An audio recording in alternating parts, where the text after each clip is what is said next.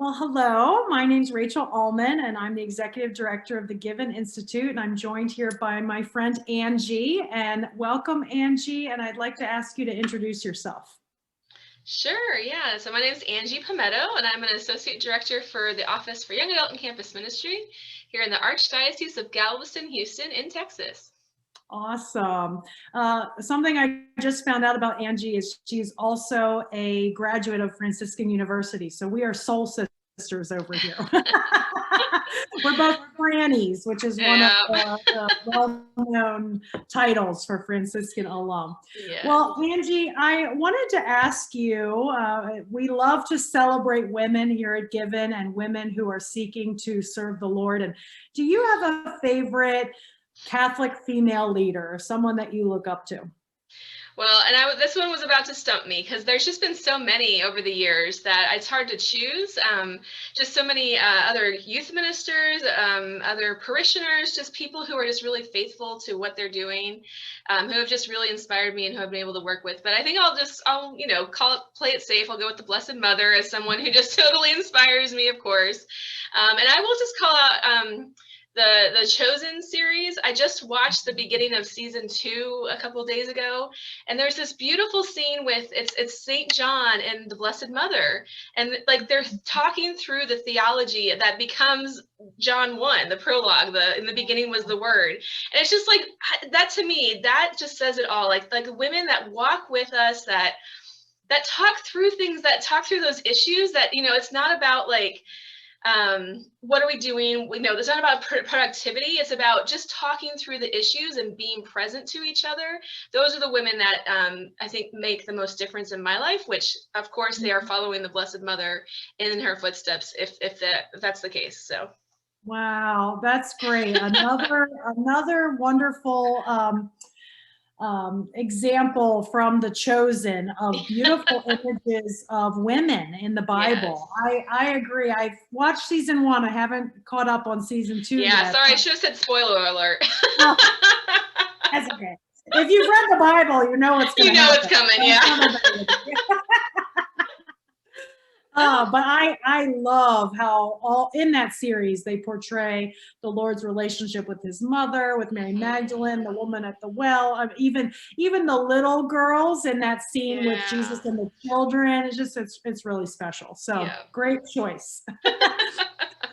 Angie, I also wanted to ask you more about your work at the Archdiocese and how you came to realize your own gifts. And certainly you are doing that in service to the church in a very tangible way in your job. But if you could share a bit about that exploration of your gifts and how you use them in service. Sure, yeah. Well, so throughout my growing up years and into even college, I loved writing actually. And so when I went to Franciscan, my major was actually English. So when my first job after college was actually working for a Catholic newspaper, where I was doing writing and editing and that kind of thing, which I loved. It was a great job. But within that, I also started to volunteer, and I think that is the piece where when you start to give of yourself and of your time, that is where you start to discover your gifts. And for me, that was definitely how it works. Is when I started to give, first it was all I did was play piano at our youth mass at the parish I was at in Northern Virginia, and so I started playing piano for this youth mass. That was the first yes. And then from there, after Mass each Sunday, everyone would just disappear and go to the parish hall. And I had to ask the question, what do y'all do over there in the parish hall? And of course, they did Life Teen and youth group and this whole Right. crazy world of youth ministry.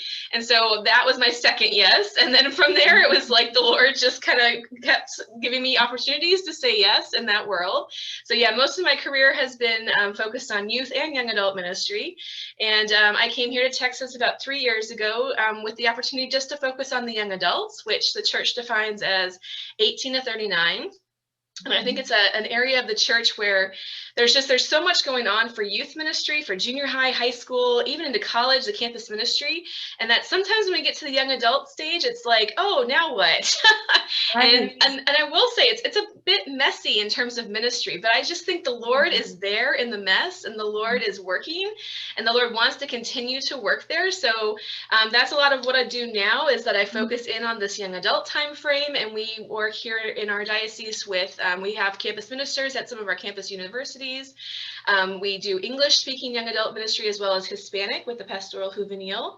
And just trying to make sure that all those young adults are encountering Christ through retreats, through talks, through different encounters with each other even, and that they're staying connected to his church as well, through sacraments and prayer and everything. So that's a lot of what I do. And yeah, I just started with one simple yes, and that's how often, the Lord kind of, he helps us out and gives us lots more places so we can say yes. So. Yes, that is such a good point. I am so glad you said that, about how sometimes you have to go out and give to receive the gifts. I think there's so much of a period of waiting that young adults can get hung up on, right? And we too, and throughout all of our lives can get hung up on, well, we have to wait for some big revelation, or wait to hear the Lord's voice audibly, or whatever it may be, right? But instead, go and practice, right?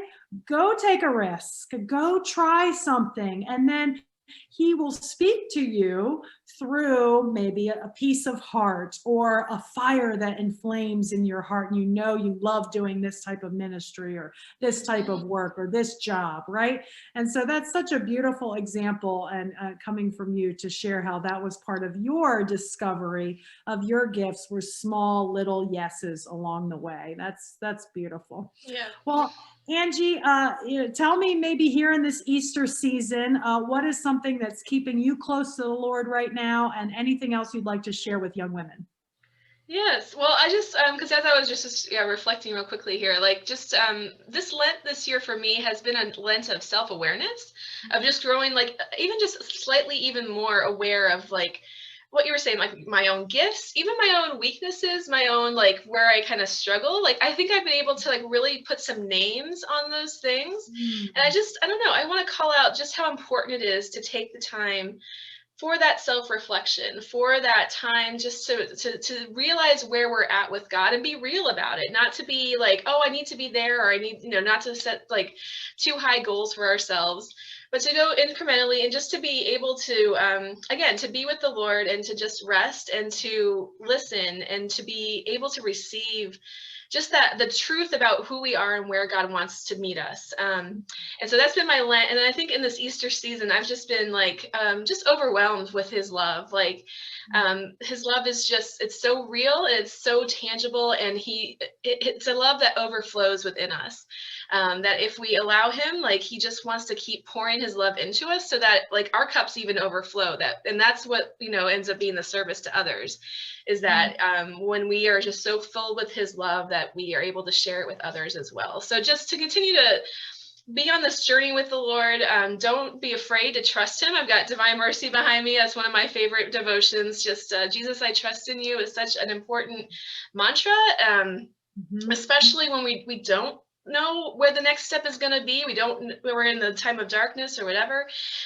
That's when that mantra is just so much more important, to say, Jesus, I trust in you, because he does. He's got a plan. He loves each and every one of you, and he wants to take you from where you are into someplace even awesomer. If that's a word, I don't think that's a word. Anyway, but always trust him, and he wants to lead you to joy and to fulfillment and all those wonderful things. So.